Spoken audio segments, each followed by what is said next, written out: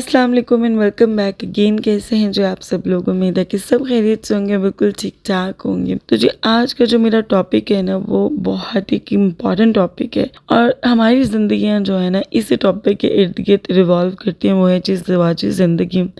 और इस रिश्ते में मुंसलिक होने से पहले एक इनिशियल स्टेप होता है, वो होता है जी रिश्ता। तो जब भी कोई आपकी बेटी का रिश्ता आपके घर में आए तो जिस चीज़ पर आपने सबसे ज़्यादा तवज्जो देनी होती है ना वो होती है इखलाकियत, जिसको हम लोग कहीं ना कहीं नज़रअंदाज कर जाते हैं।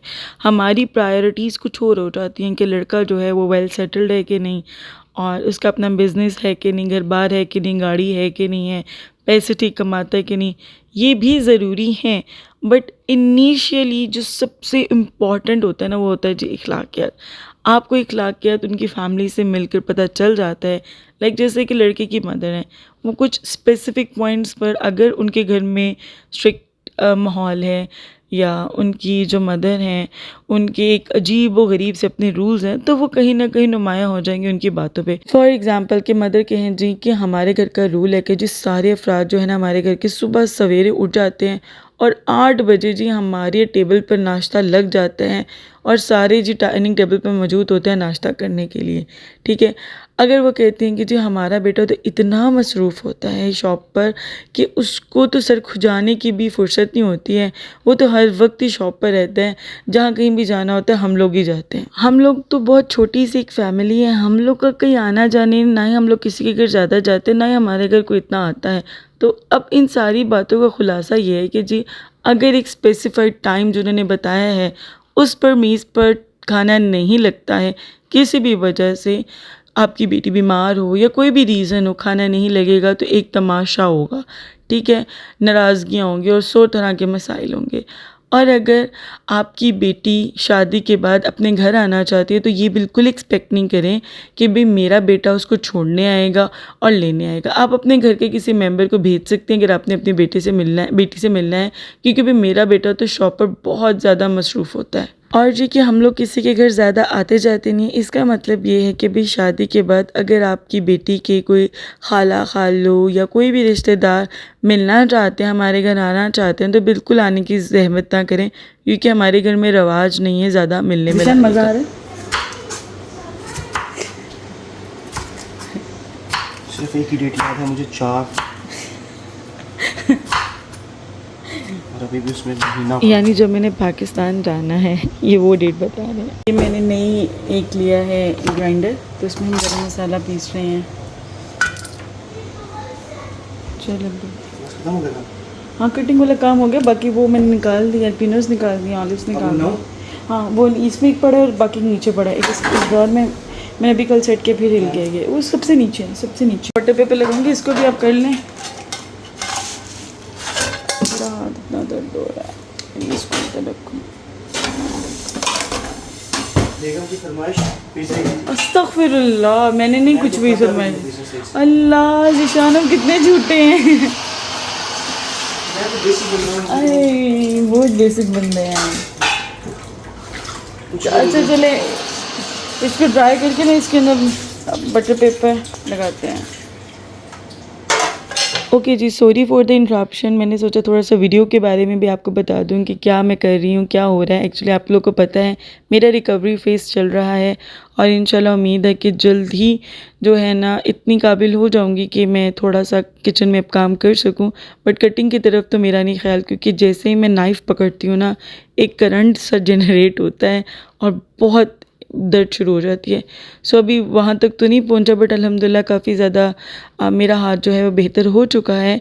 बट एनीवेज़ जो टॉपिक पे आज मैंने चूज़ किया है वो बहुत ही दिल बर्दाश्त होकर चूज़ किया है, बिकॉज़ आजकल जो एक न्यूज़ सर्कुलेट कर रही है ना मीडिया पर, वो लाइक इतनी भयानक है, मतलब बहुत भयानक है कि जिस तरह से एक हस्बैंड ने अपनी बीवी को कत्ल किया और वो बहुत छोटी है एंड शी वॉज प्रेगनेंट। तो ये सिनेरियो, और हर 6 महीने के बाद कोई ऐसी न्यूज़ आ रही है। तो मैंने सोचा कि आप लोगों से अपनी ज़िंदगी का एक्सपीरियंस और अपनी ऑब्जर्वेशन शेयर करूँ, मे बी किसी की हेल्प हो सके। तो सबसे पहले आप लोगों ने जो फोकस करना होता है ना वो होता है जी इखलाकियात पर।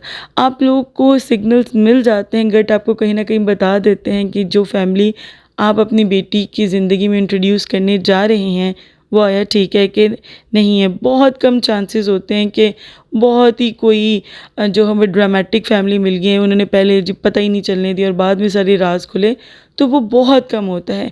ज़्यादातर जब आप लोग मिलते मिलाते हैं आपको चीज़ें क्लियर होना शुरू हो जाती हैं।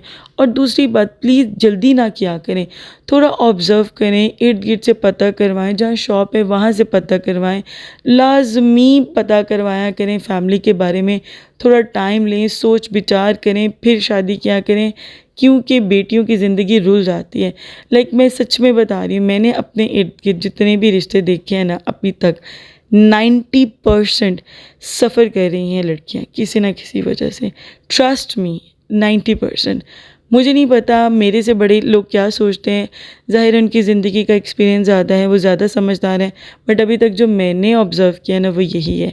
तो इसीलिए खुदारा अपनी बेटियों को आग में ना झोंके, दौलत के पीछे ना फेंकें, इखलाक जो सबसे ज़रूरी है वो देखें। ये देखें बच्चा नमाज रोज़े का पाबंद है कि नहीं। जब जिस बच्चे में, जिसके ख़ानदान में खुदा का खौफ होगा, इखलाक खुद ब खुद होगा उसके अंदर। वालिदैन के अगर बस में हो तो वो तो अपनी औलाद को बेहतरीन से बेहतरीन नसीब ला के दे, पर चूँकि ये हमारे हाथ में नहीं है, ये अल्लाह ताला के हाथ में है। हमारे हाथ में अल्लाह पाक ने दुआ दी है, शऊर दिया है, समझ बूझ अता फरमाई है। तो इन चीज़ों को यूज़ करते हुए हमें जो गट की फीलिंग अल्लाह पाक ने अता फरमाई है, ये बहुत ही बड़ी ब्लेसिंग है।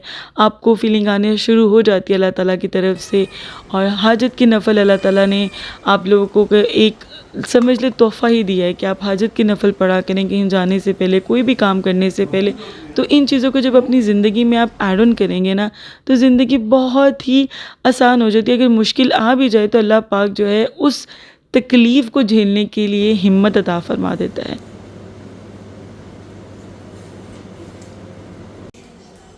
क्योंकि मैं नहीं धो सकती बिल्कुल भी, मैंने बड़ी कोशिश की इसको धोने की।